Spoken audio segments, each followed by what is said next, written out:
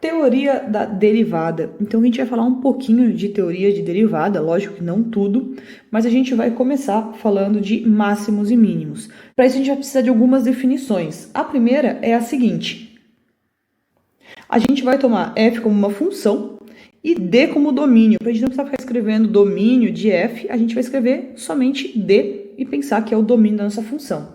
Então a primeira definição que a gente vai ter é a seguinte: ela é assim: se f de c, f dado um ponto, é menor do que f de x para todo, esse símbolo para quem não conhece é para todo x no domínio, então em C a gente tem o que a gente chama de mínimo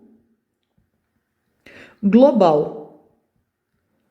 A gente vai fazer um exemplo daqui a pouco, mas ele é um ponto muito embaixo, ele é um extremo embaixo, onde, então, f de c é menor do que qualquer outra imagem dos pontos do nosso domínio.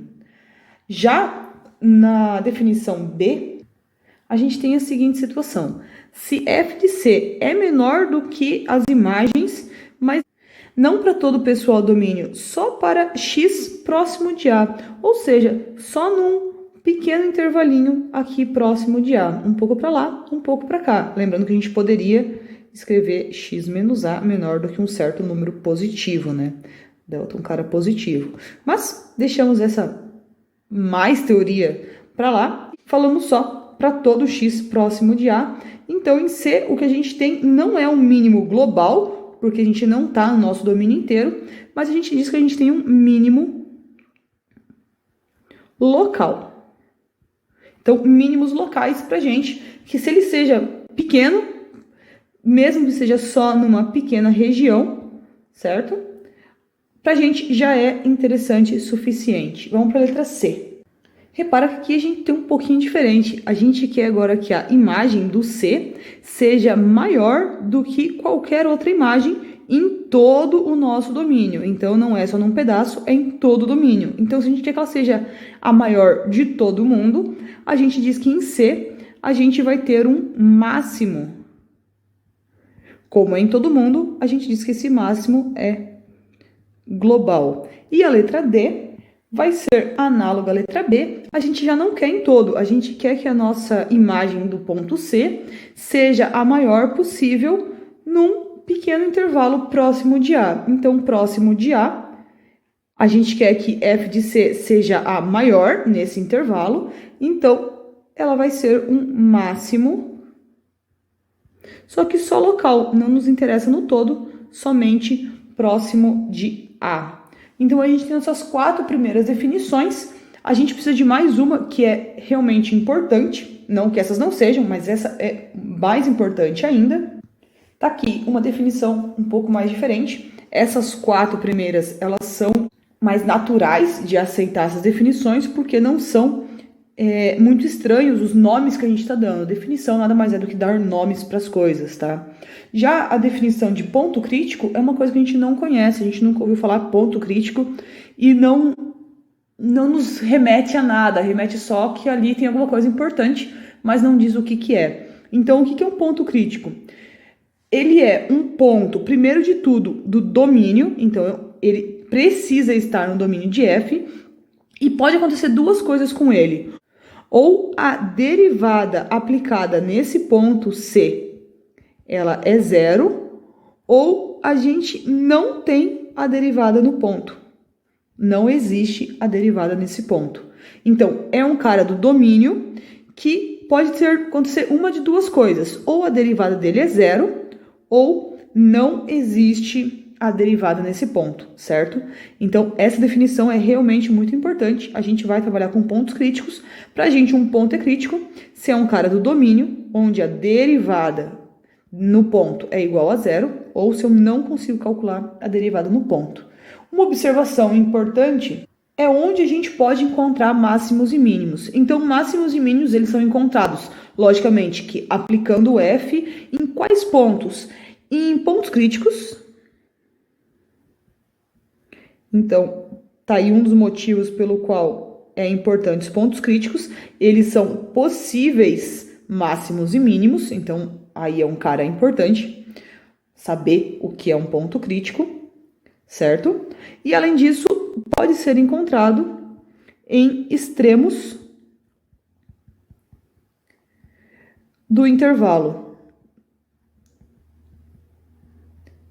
Porque pode acontecer de eu pegar aqui uma função e eu quero esse pedaço inteiro, o maior pedaço está lá em cima, certo? Poderia acontecer em outro lugar, mas ele está ali no extremo do nosso intervalo. Então agora a gente vai colocar alguns exemplos aqui para a gente conseguir ver máximos e mínimos. Vamos para o primeiro. Está aqui a minha função, eu marquei ali 3 pontos, o A, o B e o C, e eu vou poder falar de máximos e mínimos. Por exemplo, se eu pegasse o intervalo, vamos lá, de -1 até 1. De -1 até 1, ou seja, eu só me interesso por esses caras aqui, certo? O que acontece? Eu tenho que C é máximo local. E eu tenho que o B é mínimo local.